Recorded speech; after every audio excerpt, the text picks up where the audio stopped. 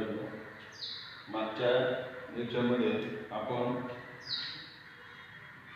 वेक्टरचा dot product पाहिलेला आहे, दॅट इज स्केलर प्रॉडक्ट. तर स्केलर प्रॉडक्टमध्ये तुम्हाला माहीत असेल ए बार डॉट बी बार या पद्धतीने आपण घेतला होता. That is magnitude of A bar into magnitude of B bar into cos theta.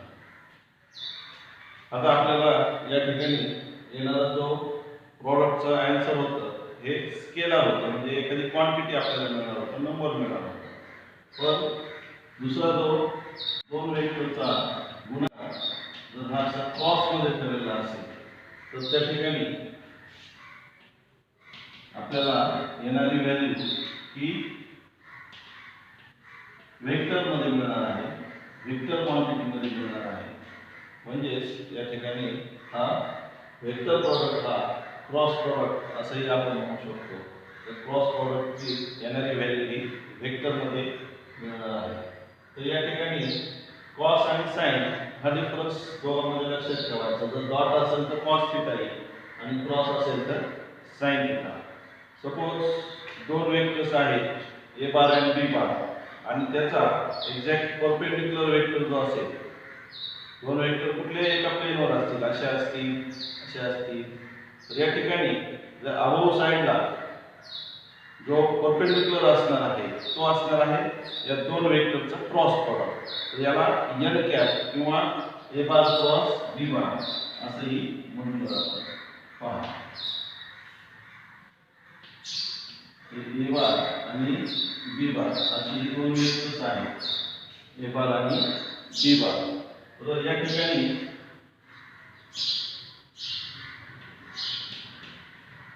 आता याची डायरेक्शन खूप महत्त्वाची आहे क्रॉस प्रॉडक्टमध्ये, कारण वेक्टर क्वांटिटी मिळत असल्यामुळे या ठिकाणी डायरेक्शनला महत्त्व आहे. तर हा जो वरचा परपेंडिक्युलर आहे हा असणार आहे ए बार क्रॉस बी बार, याला एन कॅप असंही म्हटलं जातं.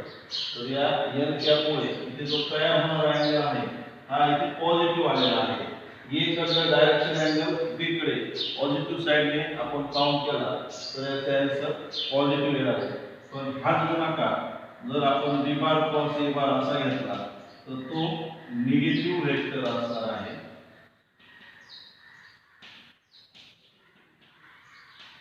हे लक्षात ठेवायचं. अपोजिट डायरेक्शनने जर काउंट केला, सपोज हा आहे आणि याचा परपेंडिक्युलर जो आहे हा असा, या पद्धतीने हा परपेंडिक्युलर झाला. तर हे जर खालच्या बाजूने परपेंडिक्युलर दाखवला तर तो निगेटिव्ह असणार आहे.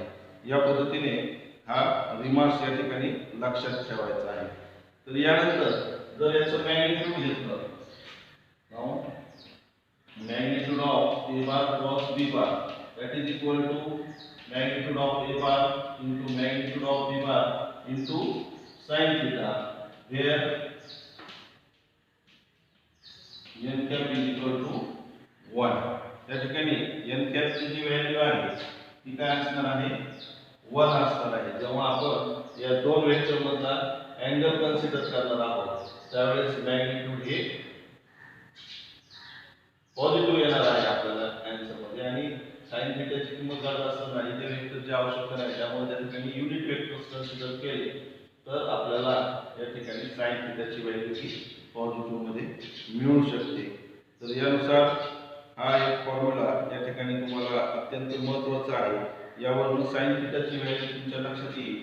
Sign theta is equal to magnitude of A bar cross B bar upon magnitude of A bar into magnitude of B bar. या पद्धतीचा हा कन्सेप्ट इथे लक्षात ठेवायचा आहे. म्हणजेच दॅट इज एन कॅप कसा काढणार आपण, मला माहिती आहे. इकडच्या बाजूला जर पाहिलं आपण A bar cross B bar upon A bar cross B bar upon magnitude of A bar cross B bar, हा झाला एन कॅप. म्हणजे हा परपेंडिक्युलर वेक्टरची व्हॅल्यू काय असणार आहे, A bar cross B bar upon their magnitude. या पद्धतीने युनिट वेक्टर आपण काढू शकतो. तर याचबरोबर या ठिकाणी आणखी काही महत्त्वाचे जे रिमार्क्स आहेत ते आपण पाहूया. तर साधारणतः A bar cross B bar are non zero vectors. हे दोन्हीही वेक्टर जर नॉन झिरो असते आणि ते पॅरलल असतील, पहा A bar parallel B bar, ते काय होणार आहे, A bar dot B bar equal to 0. जर वेक्टर पॅरलल असतील तर त्या ठिकाणचा अँगल काय होणार आहे, sin 0. तर मग अँगल 0 येणार आहे आणि sin 0 ची किंमत काय असते, 1 असते. म्हणून A bar dot B bar is equal to 0. हा पॅरलल वेक्टरच्या संदर्भामध्ये तुम्ही लक्षात ठेवायचा नियम आहे. त्याचबरोबर जर परपेंडिक्युलर असेल तर तुमच्या लक्षात आलेलं आहे, या ठिकाणी आपण घेतलेलं आहे. A bar cross B bar is perpendicular to both A bar and B bar. त्यानंतर पुढचा रिमार्क जो आहे, पहा A bar cross B bar plus C bar असं जर असेल तर काय होईल, A bar cross B bar plus A bar cross C bar आणि त्याला राईट डिस्ट्रीब्युशन असं आपण म्हणू शकतो. त्याच पद्धतीने लेफ्ट डिस्ट्रीब्युशन मध्ये suppose B bar plus C bar असेल आणि ए बार क्रॉस असेल तर काय होईल, बी बार ने या ठिकाणी मल्टिप्लाय होईल B bar cross A bar plus C bar cross A bar. या पद्धतीचं कॅल्क्युलेशन या ठिकाणी तुम्हाला करावं लागेल. त्यानंतर त्याला राईट डिस्ट्रीब्युशन आणि वरचा जो होता तो लेफ्ट डिस्ट्रीब्युशन आपण या ठिकाणी पाहिलं. जर प्रॉडक्टला स्केलरने मल्टिप्लाय केलं, पहा m इंटू ए बार क्रॉस बी बार असं असेल तर m ए बार क्रॉस बी बार असंही करू शकता किंवा ए bar cross m B bar असंही केलं तरी आन्सर तुमचं बरोबर येणार आहे. त्याच पद्धतीने जर दोन्ही वेक्टरला स्केलर मल्टिपल असेल तर जे स्केलर्स आहेत ते सेपरेट घेऊन तुम्ही ए बार क्रॉस बी बार असेही मल्टिप्लिकेशन करू शकता. हे झाले रिमार्क्स. यानंतरचा महत्त्वाचा जो रिमार्क आहे तर आय जे के हा जो सिक्वेन्स आहे, हा सिक्वेन्सने जर क्रॉस प्रॉडक्ट आला, पहा सुरुवातीला आपण पाहूया नंबर 6. इक्वल पोझिशन वेक्टर्स असतील तर डॉट प्रॉडक्ट मध्ये आणि क्रॉस प्रॉडक्ट मध्ये काय फरक आहे हे तुमच्या लक्षात येईल. तर डॉट प्रॉडक्ट असतं या ठिकाणी काय केलेलं आहे, क्रॉस प्रॉडक्ट घेतलेला आहे इक्वल वेक्टरचा i into I cross I, जे क्रॉस जे आणि के क्रॉस के. तर याची व्हॅल्यू 0 येते हे लक्षात ठेवायचं. आणि जर अपोजिट वेक्टर्स असतील i इंटू जे बरोबर के, जे इंटू के बरोबर आय आणि के इंटू आय इक्वल टू जे. या ठिकाणी हा सिक्वेन्स महत्त्वाचा आहे. आय आणि जे यांचा जो प्रॉडक्ट असेल,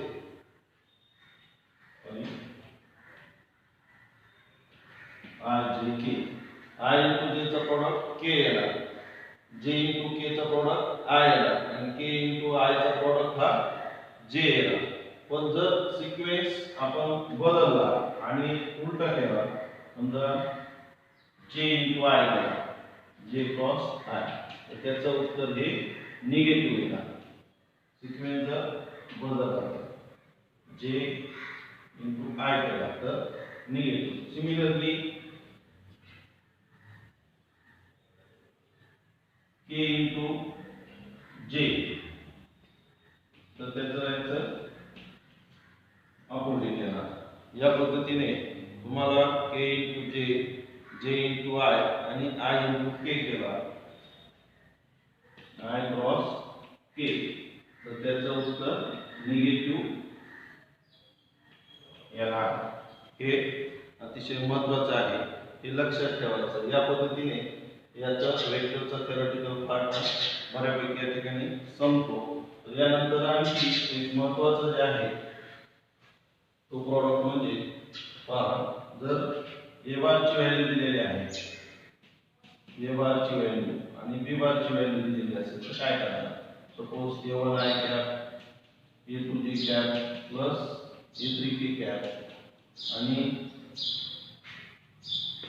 हे झाल्यानंतर B bar, B one I cap, B two J cap आणि बी3 के कॅप असा असेल तर याचा क्रॉस प्रॉडक्ट हा कसा सॉल्व करणार तुम्ही, हे महत्त्वाचं आहे.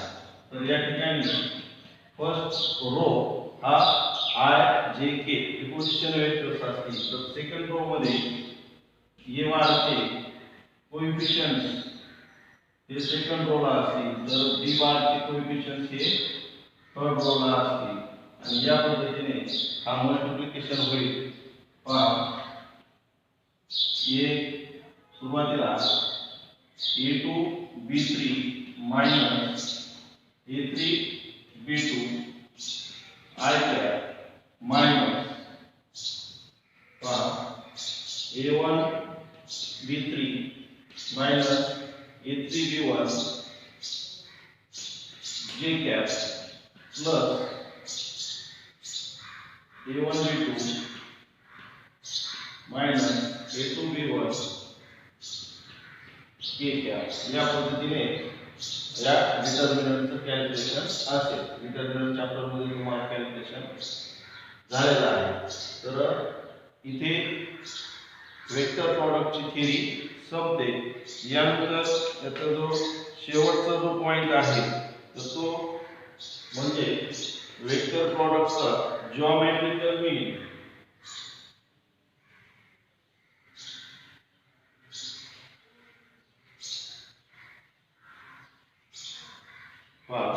Geometrical meaning.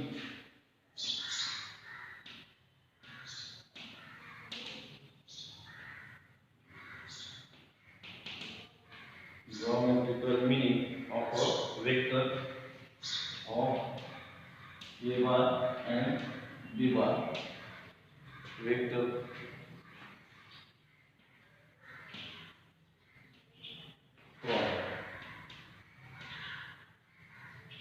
suppose two vectors here A bar and B bar.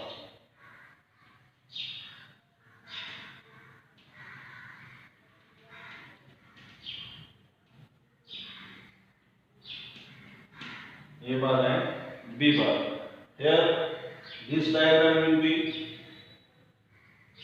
equal to parallelogram. Consider. Then we take sin theta. This is the angle theta and sin theta. काय येणार आहे sin theta? तर तो असणार आहे magnitude of b bar sin theta front side. That is, this is the height. Height येणार आहे या ठिकाणी magnitude of b bar. b bar चा आपल्याला या ठिकाणी magnitude घ्यावा लागेल आणि हा theta कन्सिडर करावा लागेल. काय येणार आहे theta and hypotenuse, that is equal to height. And here we take area of parallelogram, that is equal to base into height.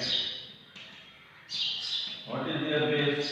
There is A bar is base and height is magnitude of B bar into sin theta. या पद्धतीने याचं हे geometrical meaning असणार आहे. तर आता ही जी quantity आहे ही काय आहे एक्झॅक्ट?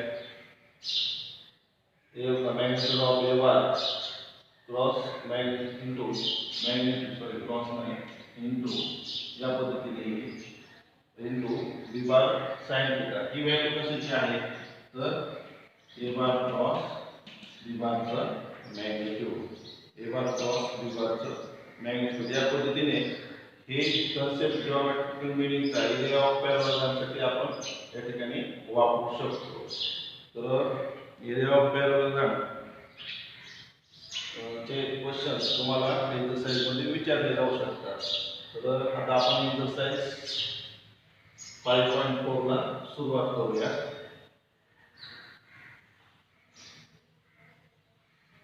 डिटर्मिनंट अतिशय महत्त्वाचा आहे. डिटर्मिनंट व्यवस्थित सोडवताना म्हणजे ही एक्सरसाइज अतिशय सोपी असणार. पूर्ण एक्सरसाइज ही वेक्टर प्रॉडक्टवर क्रॉस प्रॉडक्टवर असणार आहे. Exercise 5.4 question number 1.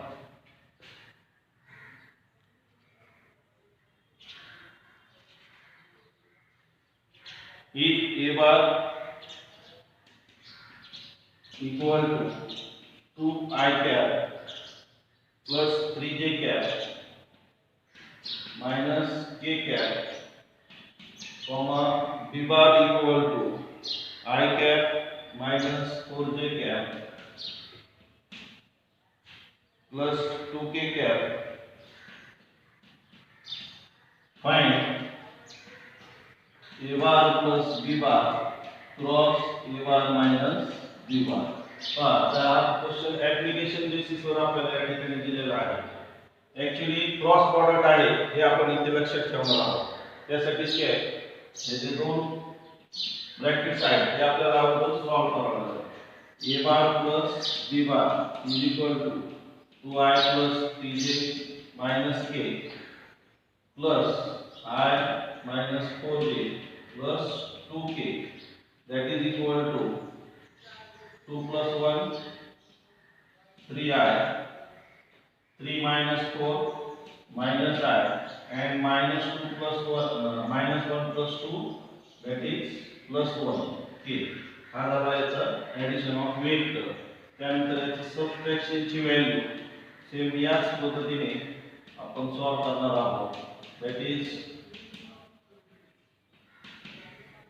there is subtraction, then 2 minus 1, that is 1, 3 minus minus plus 4, that is 7, and then minus 1 minus 2 minus 3. या पद्धतीने क्रॉस प्रॉडक्ट करण्यासाठी आपल्याला आवश्यक असणारे दोन वेक्टर्स या ठिकाणी मिळालेले आहेत. मग आता A bar plus B bar cross A bar minus B bar, that is equal to, we take determinant, first row is ijk compulsory. Now the coefficients of A bar plus B bar is 3 minus 1 1, and the coefficients of A bar minus B bar is 1 7 minus 3. Then we take minus 3 minus 1 into minus 3, that is 3 minus 7, 3 minus 7 I cap minus, there is J vector, then 3 minus 3 minus 9, 1 into 1 1 minus 1 J cap plus, there is 3 into 7, that is 21 minus minus plus 1 K cap. Then after calculation minus 4I cap minus 10 into minus, that is plus 10J cap plus 22 K cap. This is the answer. या पद्धतीने आपल्याला cross प्रॉडक्टचा उपयोग करून या ठिकाणी याचा answer मिळू शकतो. त्यानंतर सेम आता याच पद्धतीचा क्वेश्चन नंबर 2 आहे. Find a unit vector.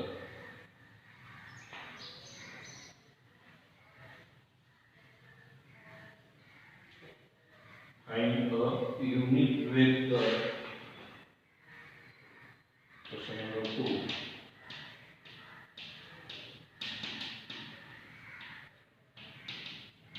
Find a unit vector perpendicular to vectors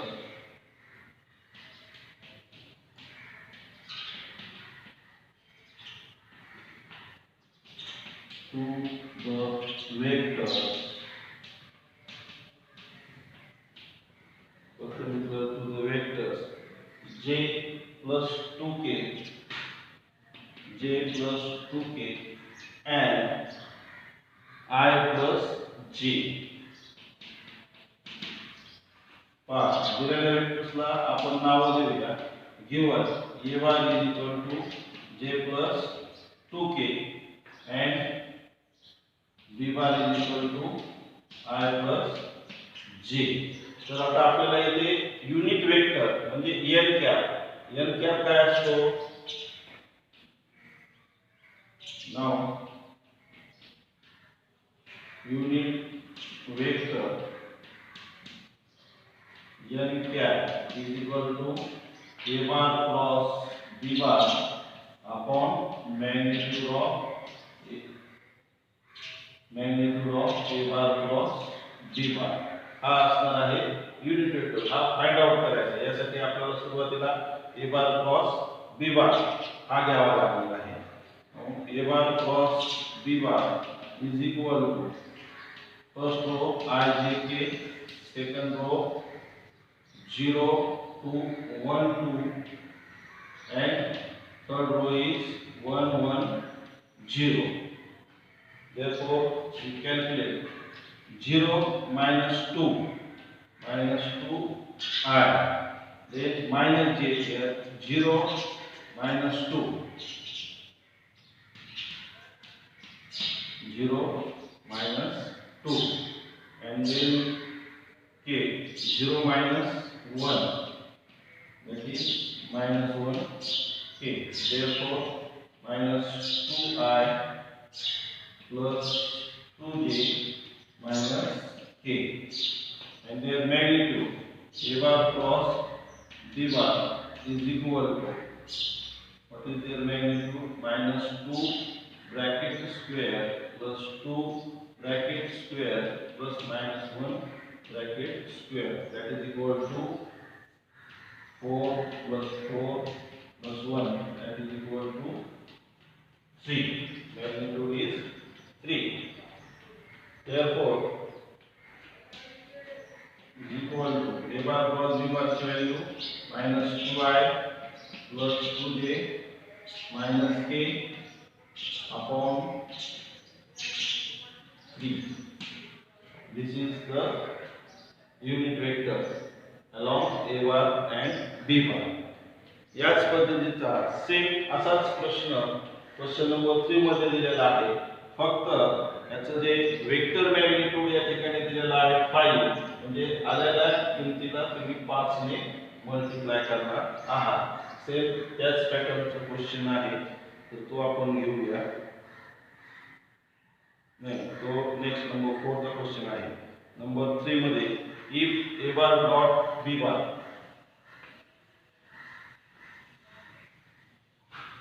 if a bar dot b bar याची व्हॅल्यू दिलेली आहे आपल्याला. a bar dot b bar ची व्हॅल्यू दिलेली आहे √3 आणि a bar cross b bar हा वेक्टर दिलेला आहे 2I plus j plus 2k. Then find the angle between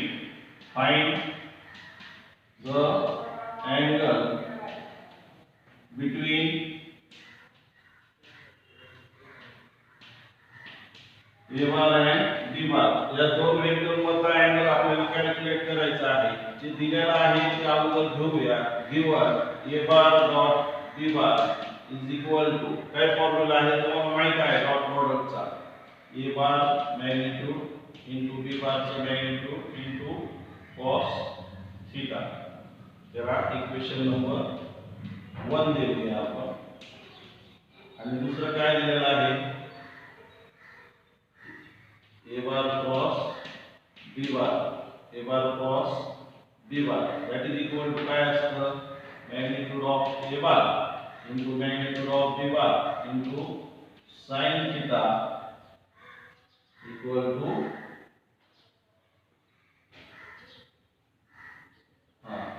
तर या ठिकाणी याचं मॅग्निट्यूड जर घेतलं तर या ठिकाणी n कॅप काय येणार आहे 0 येणार आहे n कॅप म्हणजे याचं इक्वेशन नंबर 2 देऊया तर इक्वेशन देण्या अगोदर n कॅप असं म्हणून सुरुवातीला now magnitude of a bar cross b bar is equal to root 2 square plus 1 square plus 2 square that is equal to root 9 is 3.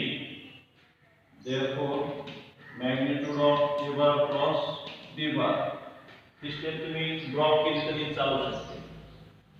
Okay is equal to magnitude of a bar into magnitude of b bar into sin theta equal to 3. मला equation number 2 म्हणूया. तर equation 1 आणि equation 2 मध्ये याच्या आलेल्या values आहेत या व्हॅल्यूजला आपण डिवाइड केलं तर आपल्याला या ठिकाणी अँगल मिळू शकतो. तर पहा dividing equation 2 by equation 1. Therefore, a bar magnitude of a bar into magnitude of b bar into sin theta upon magnitude of a bar magnitude of b bar into cos theta is equal to या ठिकाणी value घ्यायच्या तर sin theta या ठिकाणी 3 value होती आणि याची या व्हॅल्यूज ठेवल्या. असं का केलं तर पहा मॅग्निट्यूड ए बार हे कॅन्सल होईल मॅग्निट्यूड बी बार हे कॅन्सल होईल आणि 3 अपॉन √3 याची व्हॅल्यू काय येणार आहे √3 येणार आहे म्हणजे tan theta is equal to √3. therefore theta is equal to π/3 60 degree आणि हा जो अँगल आलेला आहे तो ए बार आणि बी बार या दोन व्हेक्टरच्या मधला असेल. या पद्धतीने हा क्वेश्चन सॉल्व्ह करायचा होता. फक्त दिलेल्या किमतींवर आपण फॉर्म्युले तयार केले आणि आलेल्या इक्वेशन्सला डिवाइड केल्यानंतर sin अपॉन cos म्हणजे tan थीटा शिल्लक राहिला आणि आपल्याला अँगल मिळालेला आहे. तर शेवटचा आजचा क्वेश्चन आपण घेऊया question number 4.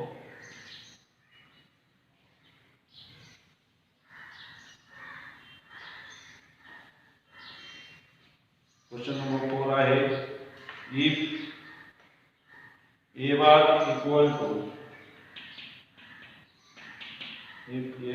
equal to 2i cap plus j cap minus 3k cap and b bar equal to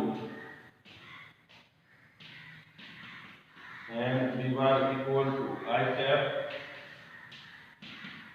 minus 2j cap plus k cap comma find a vector of magnitude find a vector of magnitude find a vector of magnitude 5 perpendicular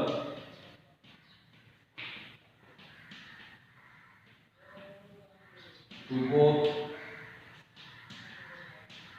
a bar and b bar. अतिशय सोपा प्रश्न आहे. पहा जो आपल्याला find out करायचा तो perpendicular vector find out करायचा आहे म्हणजे काय असणार आहे n कॅप असणार आहे. तर n कॅप आपण मागच्या क्वेश्चन्समध्ये क्वेश्चन नंबर 2 मध्ये पाहिलेला आहे. तर या ठिकाणी सुरुवातीला a bar cross b bar ही व्हॅल्यू काढूया. Let a bar cross b bar that is equal to first row ijk, second row ला a बार चे कोएफिशिएंट आणि नंतर थर्ड रोला b बारचे कोएफिशियंट या डिटर्मिनंट मध्ये मांडले आणि नंतर मग कॅल्क्युलेशन केल्यानंतर 1 - 6 I cap 1 - 6 I cap त्यानंतर minus 2 minus minus plus 3 2 plus 3 j cap 2 plus 3 j cap plus minus 4 minus 1 minus 4 minus 1 k cap that is equal to minus 5 I cap minus 5 j cap and minus 5 k cap हा vector आपल्याला या ठिकाणी मिळालेला आहे. तर या ठिकाणी याचा मॅग्निट्यूड काय आहे तर